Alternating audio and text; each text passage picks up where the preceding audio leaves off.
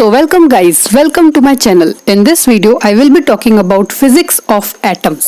इस वीडियो में हम एटॉमिक फिजिक्स की बात करेंगे। एटॉमिक फिजिक्स और एक नॉर्मल मैकेनिकल फिजिक्स में फर्क होता है। एक एटॉमिक फिजिक्स में आप पढ़ोगे पार्टिकल्स के बारे में। तो without wasting any time let's get started.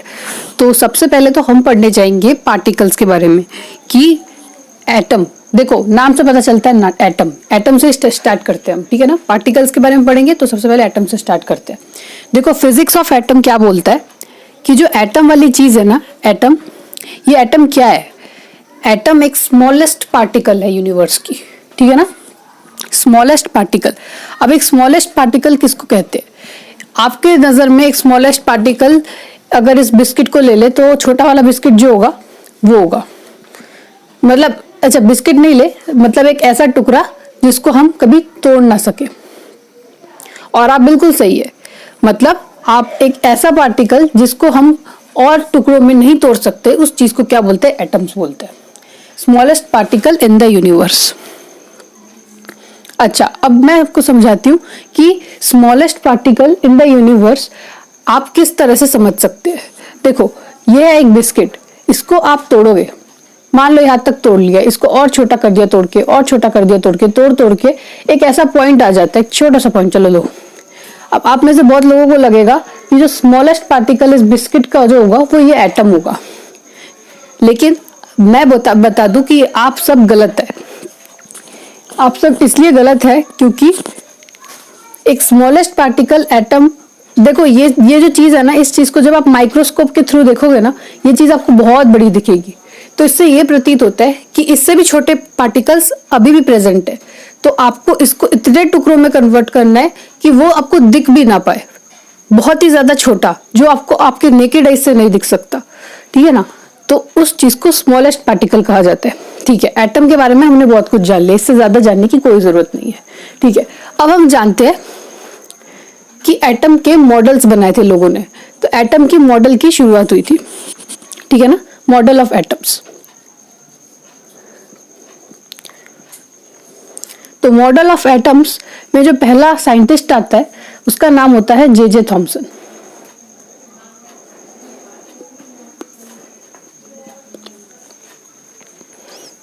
अब देखो ये वाला साइंटिस्ट जो है ना, वो 1898 में आया था।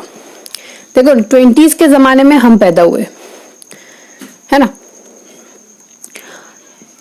19 के जमाने में हमारे पेरेंट्स पैदा हुए, और 18 के जमाने में हमारे दादाजी पैदा हुए। तो ये बिल्कुल हमारे दादाजी के टाइम के साइंटिस्ट है।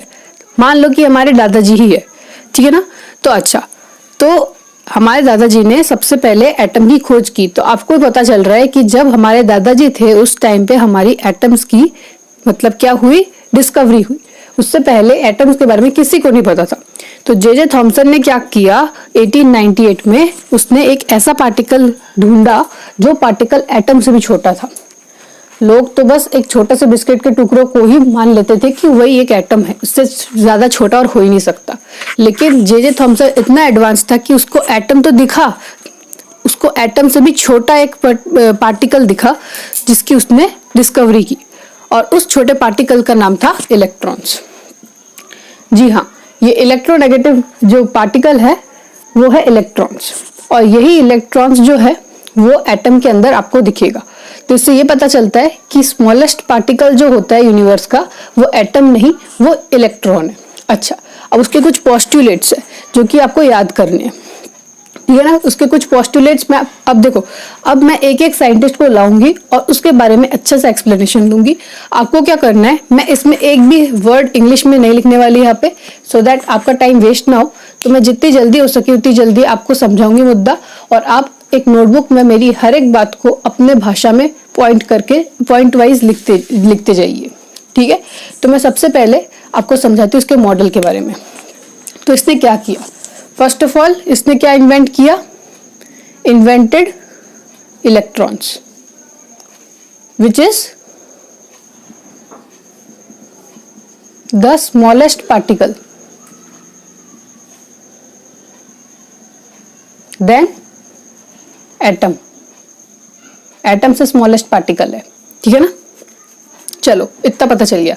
अब इसके मॉडल की बात करते हैं। तो उसने एक मॉडल बनाया जिसमें उसने एक स्पेयर को लिया, ठीक है ना, एक स्पेयर, एक बॉल को एक स्पेयर बोलते हैं, ठीक है ना। तो ठीक है, उसने एक स्पेयर लिया जो कि पॉजिटिवली चार्ज था, ठीक है ना, एक स्पेयर लिया जो कि पॉजिटिवली चार्ज था, और उसने बोला कि उस पॉजिटिवली चार्ज स्पेयर में इलेक्ट्रॉन्स जो होते हैं आसपास एम्बेडेड होते हैं। क्या होते हैं? डिस्ट्रीब्यूटेड होते हैं, एम्बेडेड होते हैं, ठीक है ना। तो इससे क्या पता चलता है कि जो इलेक्ट्रॉन्स है और जो प्रोटॉन्स है वो दोनों जो चीजें हैं वो आपको एटम में देखने को मिलती है। तो और उसने बोला कि ओवरऑल एक एटम जो होता है वो होता है न्यूट्रल। इससे पता चलता है कि जो पॉजिटिव चार्ज और नेगेटिव चार्ज एटम में आपको दिख रहा है उनकी क्वांटिटी सेम है। अगर आप इसमें से एक इलेक्ट्रॉन अगर आप निकाल दोगे इस एटम में से, तो ये एटम जो होगा न्यूट्रल नहीं आयनिक फॉर्म में आ जाएगा, उसमें पॉजिटिव चार्ज आपको ज्यादा देखने को मिलेगी। तो इससे पता चल गया कि एटम जो है ओवरऑल एक न्यूट्रल सब्सटेंस है, ठीक है ना, सब्सटेंस नहीं, एक न्यूट्रल पार्टिकल है, ठीक है। चलो, तो इससे आपको इतना पता चल गया। तो यही है इसका छोटा सा थियरी, ठीक है ना, आप इसको अपने पॉइंट में अच्छे से लिख सकते हैं। अच्छा, अब हम बात करेंगे इसके ड्रॉबैक के बारे में। इसकी क्या ड्रॉबैक थी? इसके ड्रॉबैक के बारे में अगर हम बात करें तो इसको क्या था, बिल्कुल हमारी तरह, हम जिस तरह से मिठाई खाते हैं, आपको पता है कि इतनी सारी मिठाई दुकान में रहती है, आप एक मिठाई को चुनते हैं, आप उस मिठाई को खाते भी है, आपको उस मिठाई के ऊपर एक सिल्वरिश लेयर दिखता है, आप उस मिठाई के ऊपर सिल्वरिश लेयर को अनदेखा करके आप उसको खा लेते हैं। लेकिन बहुत लोगों के सवाल में, मतलब दिमाग में ये सवाल आता होगा कि सिल्वरिश लेयर क्या है।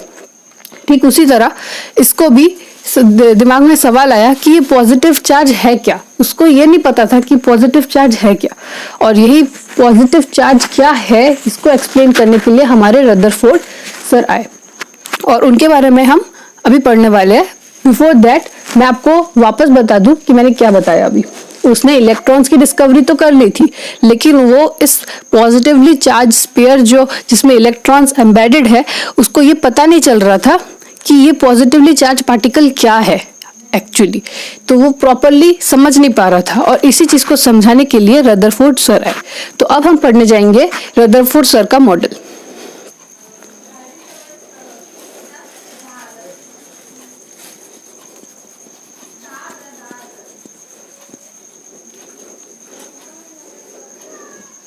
ठीक है, अब हम बात करेंगे रदरफोर्ड सर की बात। रदरफोर्ड, तो देखो अब रदरफोर्ड कब का था।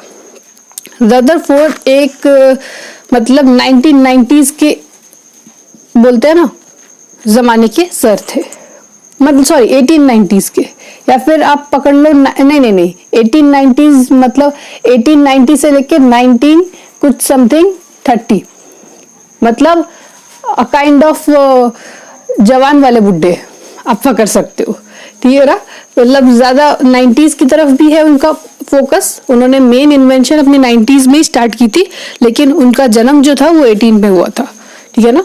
तो उसके हिसाब से ये प्रेडिक्ट किया जा सकता है कि वो जस्ट अभी बुड्ढे हुए हैं, ठीक है। तो अब हम बात करते हैं रदरफोर्ड सर के मॉडल की।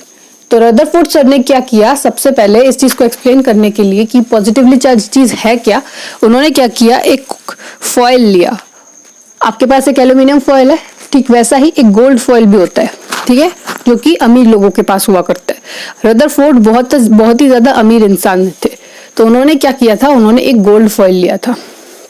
उसी गोल्ड फॉइल में उन्होंने एक अल्फा पार्टिकल का सब्सटेंस लिया था, एक अल्फा पार्टिकल लिया था। देखो एक अल्फा पार्टिकल जो होता है ना, अल्फा पार्टिकल, उसमें क्या चीज प्रेजेंट होती है, 2 इलेक्ट्रॉन्स और 4 मास, ठीक है ना। अच्छा ये ना ही समझो, वही सही है आपके लिए, वो मैं बाद में समझाऊंगी आपको।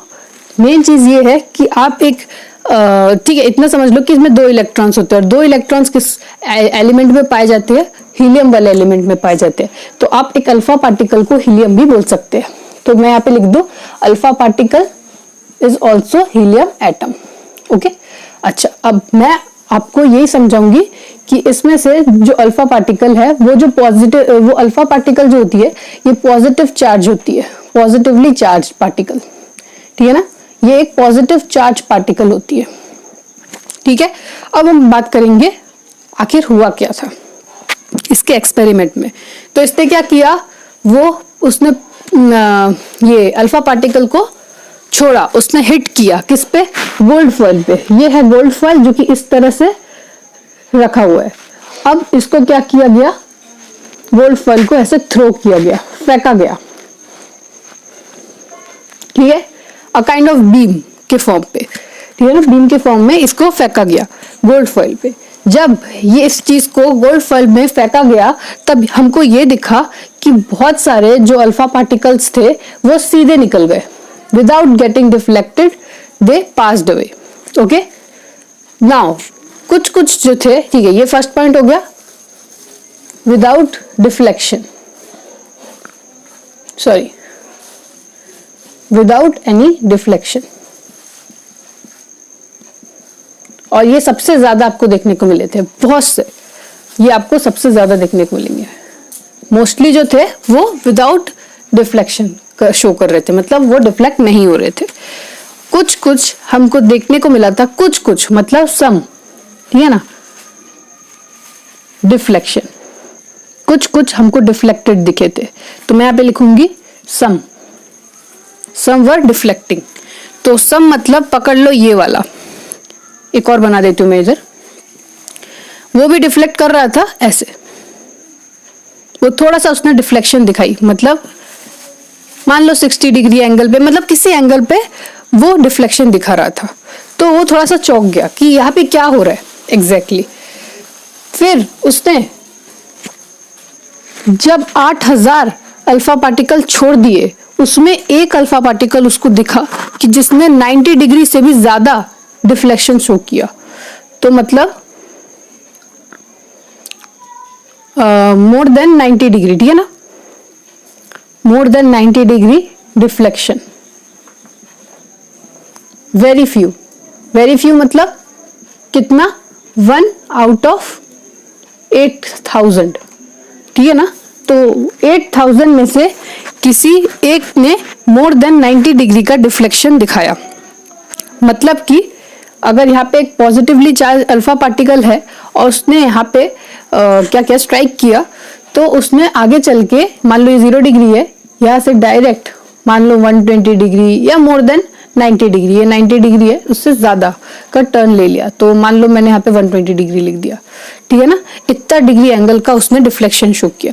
वो बहुत ज्यादा चौंक गए, उसको समझ में आ गया था कि यहाँ पे अगर डिफ्लेक्शन हो रहा है तो ऑब्वियसली पॉजिटिव चार्ज पार्टिकल किसी पॉजिटिव चार्ज पार्टिकल के साथ इंटरेक्ट हो रहा है, due to that reflection what repulsion is happening.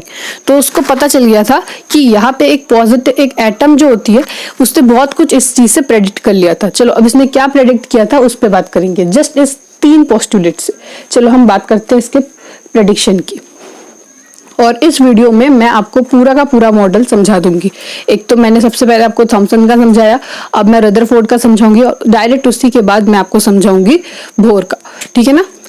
अब उसने क्या प्रेडिक्ट किया, तो उसने ठीक थॉमसन की तरह एक, मैं अच्छा सा डायग्राम बनाती हूँ, बिल्कुल उसने ठीक थॉमसन की तरह एक स्फीयर बना लिया। अब उसने बताया कि विदाउट एनी डिफ्लेक्शन, इससे क्या पता चल रहा है, मान लो कि एक गोल्ड फॉइल है, गोल्ड फॉइल का यहाँ पे एक एटम है, ठीक है ना। गोल्ड फॉइल के एटम से अगर इतने सारे इलेक्ट्रॉन्स निकल रहे हैं, इसका मतलब ये है कि most of the most of the alpha particles जो कि यहाँ से निकल रहे हैं, इसे ये पता चल रहा है कि most part of the atom is empty.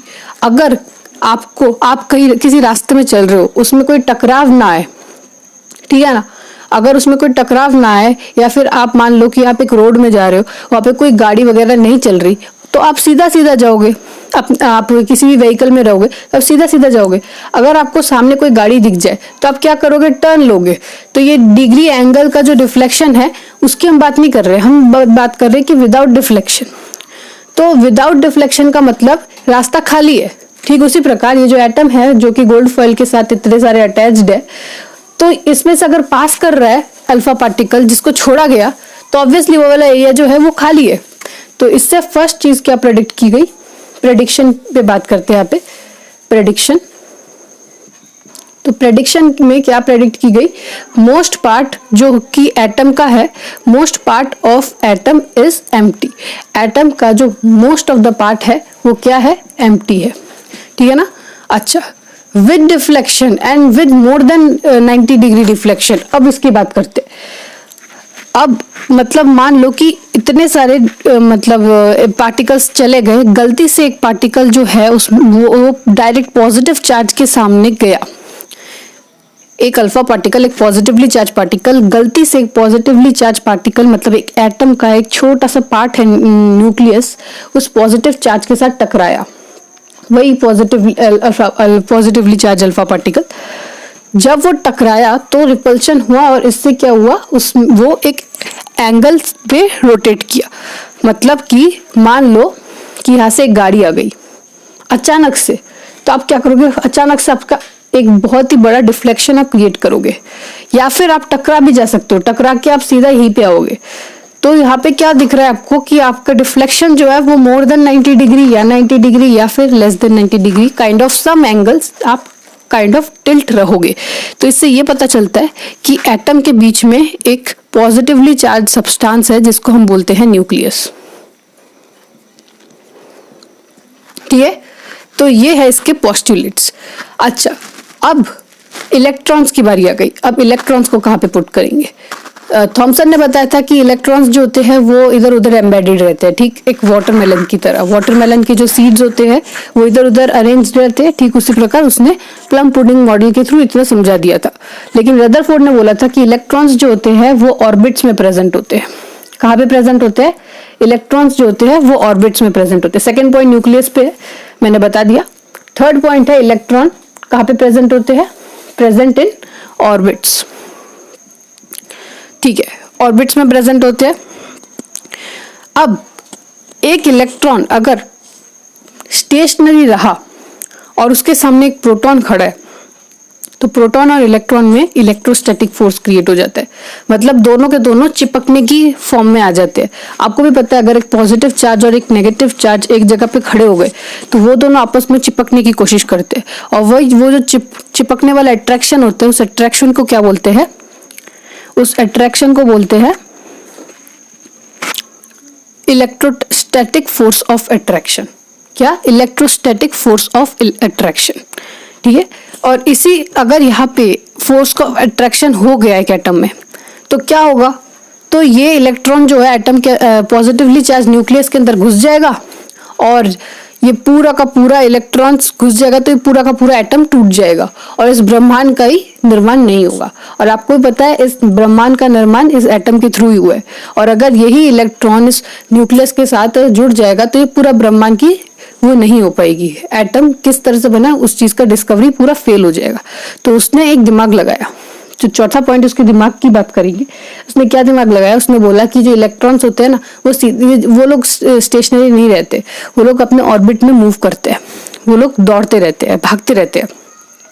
जब इलेक्ट्रॉन भागेंगे ना तो उस पर इलेक्ट्रोस्टैटिक फोर्स ऑफ अट्रैक्शन नहीं दिखेगा आपको, उसमें आपको सेंटीपिटल फोर्स ऑफ अट्रैक्शन दिखेगा। कौन सा? Centripetal force of attraction. तो इसकी बात रदरफोर्ड ने कही, centripetal force of attraction. Centripetal force of attraction.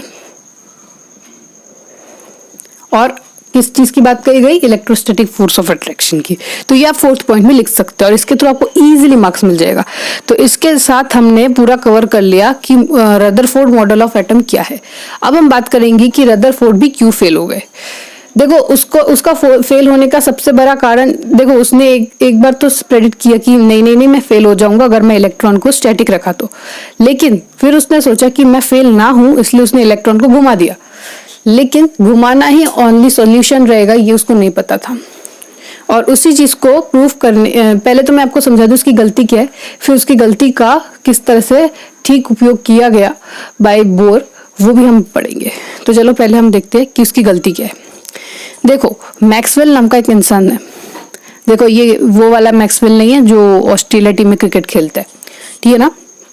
तो मैक्सवेल नाम का एक इंसान ने एक थियरी दी थी, उसमें उसने बताया था जब कोई सब्सटेंस, जब कोई पार्टिकल मूव करता है, घूमता है, फिरता है, तो क्या करता है वो, जब कोई पार्टिकल एक्सेलरेट करता है, घूमता है, मतलब वही नहीं कि एक ही स्पीड में घूमता है, मतलब वो अगर एक्सेलरेट कर रहा है, देखो यहाँ पे सेंटीपिटल फोर्स लगा है, और आपको पता है सेंटीपिटल फोर्स का फॉर्मूला होता है मास इनटू एक्सेलरेशन। तो ऑफकोर्स यहाँ पे एक्सेलरेशन, यहाँ पे एक इलेक्ट्रॉन परफॉर्म कर रहा है, ठीक है ना, ठीक है, एक्सेलरेशन ऑफ इलेक्ट्रॉन्स। तो अगर कोई पार्टिकल, और इलेक्ट्रॉन क्या एक पार्टिकल है, अगर कोई पार्टिकल एक्सेलरेट करता है तो वो क्या करता है, एनर्जी रिलीज करता है in the form of radiation. तो उसमें से क्या निकल के आता है, रेडिएशंस निकल के आते हैं। जब कोई इलेक्ट्रॉन मूव करता है तो उसके रेडिएशंस निकल के आते हैं। अगर आप मान लो कि आप भी भाग रहे हो तो आप में से रेडिएशन, मतलब आप मान लो एनर्जी, आप में से एनर्जी निकल रही है, आप कब तक भागते रहोगे, आप थक जाओगे ना। ठीक उसी प्रकार मैक्सवेल ने भी बताया कि इलेक्ट्रॉन जब भागता रहेगा तो उसमें से क्या निकलेगा, रेडिएशन निकलेगा। और due to that radiation electrons के पास एनर्जी नहीं बची रहेगी, तो वो क्या करेगा, अपनी ऑर्बिट छोटी कर देगी। चलो इसको एक एग्जांपल के थ्रू लेके चलती हूँ। अगर मैं आप लोगों को बोलती हूँ कि चलो 10 राउंड ग्राउंड के लगाओ, वार्म अप करो, तो आप में से बच्चे क्या करेंगे, दौड़ेंगे। मैं आपको ये वाला पर्टिकुलर ग्राउंड बोलूंगी और आपको बोलूंगी यहाँ पे दौड़ो और ग्राउंड के 10 राउंड लगाओ एज अ वार्म अप, धीरे धीरे जॉगिंग करके। आप यहाँ से स्टार्ट करोगे, आप घूम फिर के यहाँ पे आओगे। जब आप ज्यादा राउंड्स कवर कर लोगे, जैसे 3-4 राउंड आपने दौड़ लिया, इससे आपकी एनर्जी खत्म हो जाएगी। तो आप में से कुछ बच्चे क्या करेंगे, जुनून रहेंगे, उनमें पैशन रहेगा, वो लोग पैशनेटेड भी रहेंगे, लेकिन वो क्या करेंगे, वो अपना ग्राउंड छोटा कर देंगे। अगर वो अपना ग्राउंड छोटा करेंगे मतलब वो स्टेबिलिटी की तरफ जाएंगे, बिना रुके उनको करना है। ये पनिशमेंट, मतलब ये तुमको काम दिया गया कि बिना रुके तुमको 10 राउंड लगाने। तो वो लोग क्या करेंगे, अपना ग्राउंड छोटा कर लेंगे सो दैट कि वो जल्दी से अपने डिस्टेंस को जल्दी कवर कर पाए। फिर जब बहुत सारे राउंड वो लगा लेंगे, जैसे 7-8 राउंड उन्होंने लगा लिया, फिर 10वें राउंड लगाते लगाते उनकी जो ग्राउंड है वो बहुत ज्यादा छोटी हो जाएगी। और जब कोई ग्राउंड बहुत ही ज्यादा छोटी कर देगी, मतलब जितना ज्यादा ग्राउंड कम हो जाता है वो ज्यादा स्टेबिलिटी की तरफ जा रही है। इसका मतलब ये है कि इलेक्ट्रॉन अपना एनर्जी लूज करते करते अपने रेडियस को छोटा कर करके वो क्या करेगा, न्यूक्लियस के साथ, मतलब क्या करेगा, चिपक जाएगा या फिर न्यूक्लियस में घुस जाएगा। इससे पूरा एटम जो है वो नष्ट हो जाएगा और इससे हम नहीं डिटरमाइन कर पाएंगे कि किस तरह से एटम का फॉर्मेशन मतलब हुआ है, मतलब एक एटम किस तरह का दिखता है। तो यही चीज मैक्सवेल ने बताई है रदरफोर्ड को, तो ये चीज गलत है। तो यही ड्रॉबैक था रदरफोर्ड का। ड्रॉबैक क्या है, मैक्सवेल। तो मान लो drawback is equal to Maxwell. ठीक है, चलो अब हम बात करेंगे बोर की। देखो मैं आपको यहाँ पे एक्सप्लेनेशन ऐसे हिंदी में दे रही हूँ, आप इसको अपनी भाषा में आराम से पॉइंट टू पॉइंट एक्सप्लेनेशन लिख सकते हैं। चलो अब हम बात करेंगे कि बोर ने क्या पोस्टुलेट्स दी। अब देखो बोर के जो पोस्टुलेट्स होते हैं 12th क्लास में बहुत ही ज्यादा इंपॉर्टेंट होते हैं, और 12th क्लास के साथ साथ यही चीज जो होती है ये फर्स्ट ईयर बीएससी में भी इंपॉर्टेंट हो जाता है। तो आप अच्छी तरह से सुनना कि बोर के क्या क्या पोस्टुलेट्स थी। ठीक है, चलो सबसे पहले मैं आपको बताती हूँ क्या होता है वहां पे। तो उसने क्या बताया, देखो रदरफोर्ड की पहले मिस्टेक्स, हम बोर का एक्सप्लेनेशन सुनेंगे, ठीक है ना। तो ये हो गया रदरफोर्ड का मॉडल, जिसमें उसने एक ऑर्बिट बनाई थी जिसमें उसने इलेक्ट्रॉन्स को घुमाया था। तो उसने बताया था इलेक्ट्रॉन्स घूम रहे, ठीक है, अच्छा है, एक्सेलरेशन कर रहे हैं और एनर्जी रेडिएट कर रहे हैं, और उससे हमको ड्रॉबैक भी पता चल गया था। ठीक है, अब क्या होगा, ये जो इलेक्ट्रॉन है ये जब एनर्जी रिलीज करते हैं वो कंटिन्यूअस फॉर्म में रिलीज करते हैं। एनर्जी किस फॉर्म में रिलीज करते हैं, कंटिन्यूअस फॉर्म में रिलीज करते हैं। और देखा गया, ये चीज हमको देखी गई, आप अगर किसी एटम की स्टडी करेंगे तो आपको पता चलेगा कि एटम में जो इलेक्ट्रॉन्स होते हैं वो रेडिएट किस फॉर्म में करते हैं, एनर्जी डिस्क्रीट फॉर्म में करते हैं। ये चीज बहुत ही ज्यादा इंपॉर्टेंट है। मोस्ट ऑफ द टाइम हमारे जो टीचर है उनका ये फेवरेट क्वेश्चन है, वो मोस्ट ऑफ द टाइम हमसे ये वाले क्वेश्चन पूछते हैं कि जो ये डिस्क्रीट और continuous form of energy radiation का मतलब क्या है।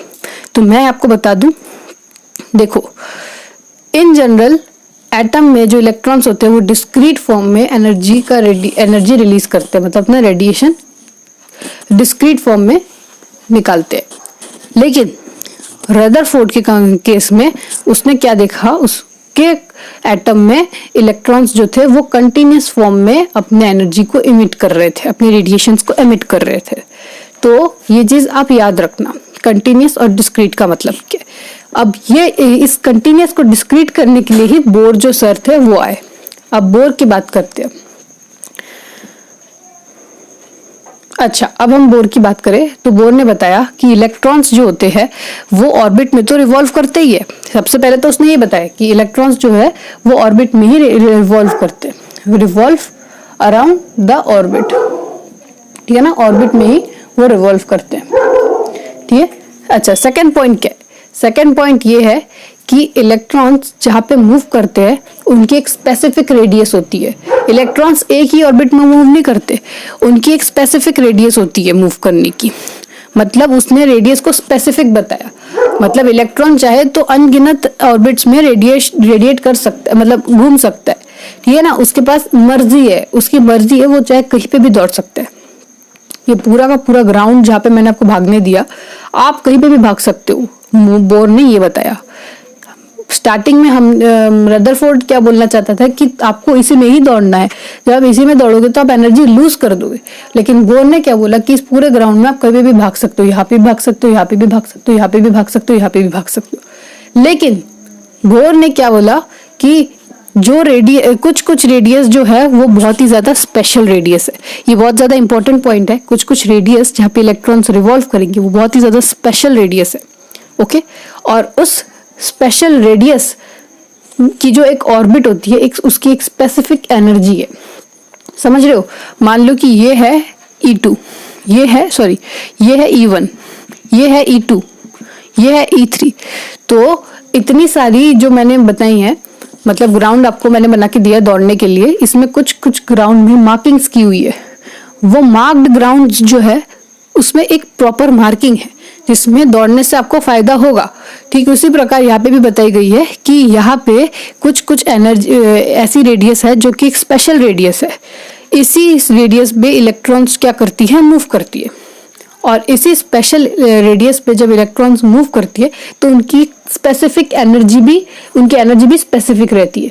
मतलब आप ये लिख सकते हो कि उनकी क्या क्या चीज स्पेसिफिक रहती है, उनकी रेडियस एज वेल एज उनकी एनर्जी जो होती है वो ज्यादा स्पेसिफिक रहती है।